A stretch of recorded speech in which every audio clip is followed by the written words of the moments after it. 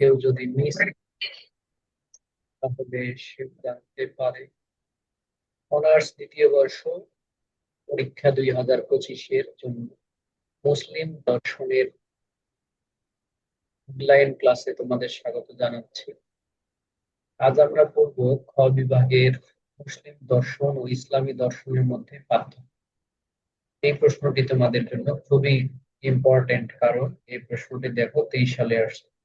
তো তোমাদের পরীক্ষার সাল যেহেতু 25, তো তোমাদের জন্য এটা খুবই ইম্পর্টেন্ট। প্রথমে আমরা এই প্রশ্নটাকে একটু বিশ্লেষণ করি। এখানে আমরা দেখছি যে মুসলিম দর্শন ও ইসলামী দর্শন মধ্যে পার্থক্য। তো মুসলিম দর্শন আর ইসলামী দর্শন, দেখো দুইটা অনেকের কাছে মনে হতে পারে যে একই জিনিস বা একই বিষয়, কিন্তু না, এটা একই বিষয় নয়। মুসলিম হলো জাতি। যেমন মুসলিম, বাবা মুসলিম, দাদা মুসলিম, এইরকম পরিবারে কেউ যদি জন্মগ্রহণ করে তাহলে সে বাই বার্থ সে মুসলিম। কিন্তু মুসলিম হলেই যে সে ইসলামী হবে তা কিন্তু নয়। যেমন মুসলমান ঘরে জন্ম নিয়েছে কিন্তু নামাজ কালাম কিছু পড়ে না, ধর্মই পালন করে না, তাহলে সে কিন্তু ইসলামী লোক নয়। তোমরা কি বুঝতে পারছো ব্যাপারটা? অর্থাৎ মুসলিম হলো জাতিগত বিষয়, আর ইসলামী হচ্ছে মুসলিম ধর্মের অনুসারী হয়ে ইসলাম, ঈমান ও আকীদা, শরীয়তের পাবন্ধী হলে তাকে বলা হয় ইসলাম। তো এটাই পার্থক্য। প্রত্যেক জাতির একটা নিজস্ব দর্শন রয়েছে, ঠিক তেমনি তেমনি ভাবে এবং একটা ভুল, ঠিক তেমনি ভাবে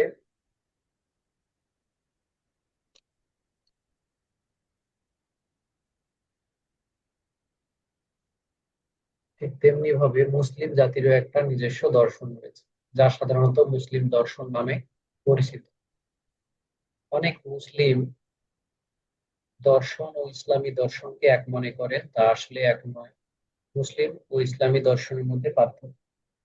মুসলিম বলতে বোঝায় কোরআন ও হাদিসের আলোকে জগত ও জীবন সম্পর্কে যৌক্তিক অনুসন্ধান, পরবর্তীতে মুসলিম ধর্মতাত্ত্বিক ও দার্শনিক কর্তৃক ব্যাখ্যা বিশ্লেষণ এবং গ্রিক দর্শন সহ অন্যান্য দর্শন সাথে সামঞ্জস্য বিধান করে পূর্ণতা লাভ করেছে। তাহলে মুসলিম দর্শনটা মুসলিম জাতির লোক দ্বারা, অর্থাৎ যারা মুসলিম জাতিগত ভাবে, তারা এই চর্চা করেছে সত্যের সন্ধান। অন্যদিকে ইসলামী দর্শন হলো কেবলমাত্র কোরআন ও হাদিসের দ্বারা সাথে সঙ্গতিপূর্ণ দার্শনিক আলোচনাকে বোঝায়। অর্থাৎ এটা কোরআন হাদিসের বাইরে নয়। কোরআন হাদিসের বাইরে কখনো ইসলামী দর্শন যায় না। 2 নম্বর পয়েন্ট, মুসলিম দর্শনের পরিসর ইসলামী দর্শনের চেয়ে বৃহৎ। কেননা মুসলিম দর্শন হলো কোরআন ও হাদিসের আলোকে গঠিত, বা বিভিন্ন মুসলিম ধর্মতাত্ত্বিক ও দার্শনিক চিন্তাধারা দ্বারা বিকশিত এবং গ্রিক দর্শন অন্যান্য দর্শনের সাথে সামঞ্জস্যপূর্ণ। অর্থাৎ এই মুসলিম দর্শনের মধ্যে গ্রিক চিন্তাধারা আছে, বিভিন্ন মুসলিম ধর্মতাত্ত্বিক মতবাদ আছে, এবং কোরআন ও হাদিসের আলোচনাও আছে। অন্যদিকে ইসলামী দর্শনের পরিসর মুসলিম দর্শনের থেকে ছোট, কারণ ইসলামী দর্শন সমান কোরআন প্লাস হাদিস, এর বাইরে না। মুসলিম দর্শন বিচার বুদ্ধি দ্বারা পরিচালিত, অন্যদিকে ইসলামী দর্শন বিশ্বাস দ্বারা পরিচালিত। সংহারে আমরা বলতে পারি যে মুসলিম দর্শন ও ইসলামী দর্শনের উৎস এক হলেও আলোচনার পদ্ধতি ভিন্ন। প্রশ্ন 2, মুসলিম দর্শনের প্রকৃতি বা মুসলিম দর্শন বলতে কি বোঝায় আলোচনা করা। সাধারণত প্রত্যেকটা জাতির নিজস্ব একটা দর্শন আছে, একই, যেহেতু একই, আমরা একটা প্রশ্ন করলে বাকিগুলোও হয়ে যায়। ঠিক তেমনি ভাবে মুসলিম জাতিরও একটি নিজস্ব দর্শন আছে, সাধারণত মুসলিম দর্শন নামে পরিচিত। আর অনুসারে মুসলিম দর্শনের প্রকৃতি বা মুসলিম দর্শন বলতে কি বোঝায় তা আলোচনা আমরা করব। মুসলিম দর্শনের প্রকৃতি, মুসলিম দর্শন আসলে কি, দেখো সাধারণত মুসলিম দর্শনকে দুটি দিক থেকে সংজ্ঞা প্রদান করা যেতে পারে, যথা সংকীর্ণ ও বৃহদার্থ। সংকীর্ণ অর্থে মুসলিম দর্শন বলতে কোরআন হাদিসের আলোকে জগৎ ও জীবন সম্পর্কে যৌক্তিক অনুসন্ধানকে বোঝায়। অন্যদিকে বৃহত্তর অর্থে মুসলিম দর্শন বলতে কোরআন ও হাদিসের আলোকে জগৎ ও জীবন সম্পর্কে যৌক্তিক অনুসন্ধান, পরবর্তীতে মুসলিম ধর্মতাত্ত্বিক ও দার্শনিক বিশ্লেষণ এবং গ্রিক দর্শন সহ অন্যান্য দর্শন লাভ করেছে। তাহলে মুসলিম দর্শন হলো কোরআন ও হাদিসের আলোকে গঠিত বিভিন্ন মুসলিম ধর্মতাত্ত্বিক ও দার্শনিক চিন্তাধারা বিকাশ গ্রিক প্লাস অন্যান্য দর্শন। মুসলিম দর্শন ধর্মতাত্ত্বিক, দর্শন জীবন ভিত্তিক, দর্শন কোরআন ও হাদিস ভিত্তিক, মুসলিম দর্শন বিচার বিশ্লেষণ সংশোধন। মুসলিম দর্শনে আলোচ্য বিষয়, মুসলিম দর্শনে মুসলিম দার্শনিকরা বিভিন্ন বিষয় নিয়ে আলোচনা করেছেন। তা হলো নৈতিক ভালো মতের শুরু, ইহকাল ও পরকালের সম্পর্ক, প্রজ্ঞা প্রত্যাদেশ, সজ্ঞার পূর্ণাঙ্গ ভূমিকা, কার্যকরণ তত্ত্ব, আল্লাহর সাথে মানুষের সম্পর্ক, জ্ঞান তত্ত্ব, বিশ্ব তত্ত্ব, তত্ত্ববিদ্যা, মনোবিদ্যা, আধ্যাত্মিক ইত্যাদি নিয়ে আলোচনা। উপরোক্ত আলোচনার আলোকে পরিশেষে আমরা বলতে পারি অন্যান্য জাতি দেশের দর্শনের মতো মুসলিম জাতির একটা স্বতন্ত্র দর্শন, এই হলো মুসলিম দর্শন। তাই এর নিজস্ব প্রকৃতি রয়েছে। তোমরা কি বুঝতে পারছো? মাত্র তো দুইজন, আর অন্যরা কোথায়? জি স্যার, বোঝা যাচ্ছে। কেউ দেখি নাই। আচ্ছা, এবার আর একটা প্রশ্ন করবো, দেখি আর কেউ জয়েন করে কিনা, কারণ একবার ক্লাসে ব্রেক হলে আর এনার্জি, মানে রেস্টে চলে গেলে আর এনার্জি হয় না। অনেকে এই যে 10 মিনিটের ব্রেক দেওয়ার কারণে অনেকে আর জয়েন করে নাই। আচ্ছা দেখো, ইচ্ছা স্বাধীনতা সম্পর্কে জাবারিয়া মতবাদ ব্যাখ্যা করো। ইচ্ছা স্বাধীনতা তোমরা প্রথম বর্ষের নীতিবিদ্যা সাবজেক্টে পড়েছো যে ইচ্ছা স্বাধীনতা হলো কোনো কাজ করার বিষয়ে মানুষ কিভাবে স্বাধীন, মানুষ কি স্বাধীন নাকি পরাধীন, এই বিষয়টা। ইচ্ছা স্বাধীনতা হচ্ছে যে কর্মের ক্ষেত্রে, কর্ম বেছে নেওয়ার ক্ষেত্রে মানুষের কিভাবে স্বাধীন, নাকি মানুষ অদৃষ্টের বেড়াজালে বন্দী। সাধারণত মুসলিম দর্শনে 4 ধরনের ধর্মতাত্ত্বিক সম্প্রদায় রয়েছে। এদের মধ্যে অন্যতম সম্প্রদায় হলো জাবারিয়া সম্প্রদায়। এই সম্প্রদায় ইচ্ছার স্বাধীনতা সম্পর্কে বিশদভাবে আলোচনা করেছে। নিম্নে আলোচনা করা হলো ইচ্ছার স্বাধীনতা সম্পর্কে জাবারিয়া মত। জাবারিয়া আরবি শব্দ, এর উৎপত্তি হয়েছে জবর শব্দ থেকে। জবর শব্দের অর্থ হলো অদৃষ্ট বা নিয়ত, অর্থাৎ আমাদের কপাল, আমরা সহজ বাংলায় যাকে কপাল বলি সেটাকে বলা হয় জবর, অদৃষ্ট। তাদের মতে মানুষের কোনো স্বাধীন ইচ্ছার স্বাধীনতা নেই। এই সম্প্রদায়ের প্রতিষ্ঠাতা হলো জাহম বিন সাফওয়ান। তারা ইচ্ছার স্বাধীনতা সম্পর্কে বলেন, আল্লাহ সকল কিছুর উপর ক্ষমতাবান, মানুষের ইচ্ছা শক্তির কোনো মূল্য নাই, মানুষের ভাগ্য পূর্ব নির্ধারিত, মানুষের কাজের জন্য তাকে দায়ী করা যায় না, মানুষ আল্লাহর ইচ্ছায় যন্ত্রের মতো কাজ করে, মানুষের কাজকর্ম, পুরস্কার ও শাস্তি সবই আল্লাহর হাতে নিয়ন্ত্রিত। এই সম্প্রদায়ের প্রতিষ্ঠাতা জাহুন বিন সাফওয়ানের মতে প্রকৃতপক্ষে মানুষ কাজ করে না, বরং রূপকার্থে বলা চলে যে সূর্য যেমন কিরণ দেয়, নীলের চাকা যেমন ঘুরে, অনুরূপভাবে মানুষও কাজ করে চলে। অর্থাৎ এই জাবারিয়া সম্প্রদায় ইচ্ছার স্বাধীনতায় বিশ্বাস করে না, তারা স্বীকার করে না। এই সম্প্রদায় তাদের নিজের মতবাদের পক্ষে যে যুক্তিগুলো দেয় সেগুলো হলো, আল্লাহ যাকে ইচ্ছা, যেমন একটা আয়াতে বলা আছে, আল্লাহ যাকে ইচ্ছা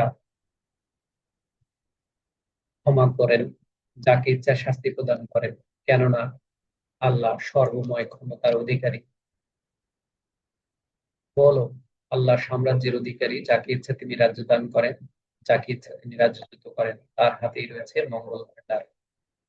তারপরে দেখো, তিনি প্রত্যেক জিনিস সৃষ্টি করেছেন এবং ভাগ্য নির্দেশ করে দিয়েছেন। উপসংহারে আমরা বলতে পারি, উপরোক্ত আলোচনার আলোকে আমরা বলতে পারি ইচ্ছার স্বাধীনতা সম্পর্কে তারা যে মতবাদ প্রদান করেছেন তা অনেকটা এক পেশে মতবাদ। তারা মানুষের দায়িত্ব, কারণ যদি আমরা ইচ্ছার স্বাধীনতা স্বীকার না করি তাহলে আমরা আমাদের মানুষের কাজের ভালো মন্দের বিচার করতে পারি না। অর্থাৎ একটা চোর যদি করেন তাহলে তার খুনিকে আমরা শাস্তি দিতে পারি না। এটাও তাহলে সে নিজের ইচ্ছায় করেনি, এটা তার ভাগ্যে লেখা ছিল। এজন্যই এই মতবাদ ভারতের গ্রহণযোগ্য নয়। যেমন কাদারিয়া সম্প্রদায় আবার ইচ্ছার স্বাধীনতায় স্বীকার করে। তারা বিশ্বাস করে যে মানুষের ইচ্ছার স্বাধীনতা আছে, ইচ্ছার স্বাধীনতা স্বীকার মানুষ তাদের কি করা উচিত, বুঝতে পারা যায় না।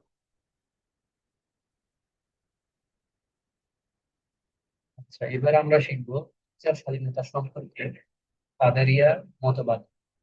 আমি পড়াচ্ছি মুসলিম দর্শন অনার্স দ্বিতীয় বর্ষ, পরীক্ষা 2025। আমাদের পরীক্ষা সে আলোকটি ক্লাস নেওয়া হচ্ছে। সাধারণত মুসলিম দর্শনে 4 ধরনের ধর্মতাত্ত্বিক সম্প্রদায় রয়েছে। এদের মধ্যে জাবারিয়া ও কাদেরিয়া সম্প্রদায় অন্যতম। এই দুই সম্প্রদায় ইচ্ছার স্বাধীনতা সম্পর্কে বিশদভাবে আলোচনা করেছে। তারা পরস্পর বিরোধী মতবাদ দিয়েছে। ইচ্ছার স্বাধীনতা সম্পর্কে কাদারিয়া মত। কাদারিয়া শব্দটি আরবি কদর থেকে এসেছে। আরবি কদর শব্দের অর্থ হলো শক্তি বা ক্ষমতা, অর্থাৎ মানুষ তার ইচ্ছা শক্তিতে কাজ করে। তাদের মতে মানুষের ইচ্ছার ক্ষমতা রয়েছে। এই সম্প্রদায়ের প্রতিষ্ঠাতা হলো মাবাদ আল জুহানি। তারা ইচ্ছার স্বাধীনতা সম্পর্কে বলেন, মানুষ তার নিজের কাজের জন্য যে দায়ী। আল্লাহ মানুষকে ক্ষমতা প্রদান করেছে এবং সেই ক্ষমতা অনুসারে মানুষ কাজ করে যায়। এই জন্য মানুষ দায়ী। মানুষ ভালো কাজের জন্য পুরস্কার পায়, মন্দ কাজের জন্য শাস্তি পায়। এই সম্প্রদায়ের তাদের নিজেদের মতবাদের পক্ষে কোরআনে নিম্নোক্ত আয়াত পেশ করেছেন। ঠিকই, আর যে পাপ করলো সে তার নিজের উপরই করল। তোমাদের যে মুসিবত ঘটে তা তোমাদের কৃতকর্মের ফল। অর্থাৎ আমাদের উপরে আল্লাহর যে গজব নেমে আসে সেটা আমাদের কর্মের ফল। অনু পরিমাণ সৎ কাজ করলে সে তা দেখবে, অনু পরিমাণ অসৎ কাজ করলেও তা সে দেখবে। মূলত ইচ্ছার স্বাধীনতা সম্পর্কে কাদারিয়া মতবাদ একটি চরমপন্থী মতবাদ। পূর্ণময়, তিনি যার হাতে রাজত্ব, তিনি সবকিছুর উপর ক্ষমতাবান। তিনি সৃষ্টি করেছেন মরণ ও জীবন, যাতে তোমাদেরকে পরীক্ষা করেন কে তোমাদের মধ্যে কর্মে শ্রেষ্ঠ। তিনি পরাক্রমশালী, মময়। কাদেরিয়া মতবাদ মানুষের ইচ্ছার স্বাধীনতার কথা বলে, মানুষের দায়িত্ব কর্তব্য নিয়েছেন। উপরোক্ত আলোচনার আলোকে বিশেষে আমরা বলতে পারি যে ইসলাম আল্লাহ যেমন চরম ক্ষমতা স্বীকার করে, তেমনি মানুষের ইচ্ছার স্বাধীনতাকেও স্বীকার করে। আজকে আমাদের এই পর্যন্তই ক্লাসটা থাকবে। যেহেতু বিরতির পরে অনেকে আর জয়েন করেনি, এই ক্লাসগুলো আমি তোমাদেরকে ইউটিউবে দিয়ে দিব। যারা মিস করছে তারা যেন ক্লাসগুলো পায়। তো ঠিক আছে, আমাদের পরবর্তী আগামী দিন তোমাদের ইংরেজি ক্লাস নিয়ে আমি হাজির হব। সেই পর্যন্ত তোমরা ভালো থেকো।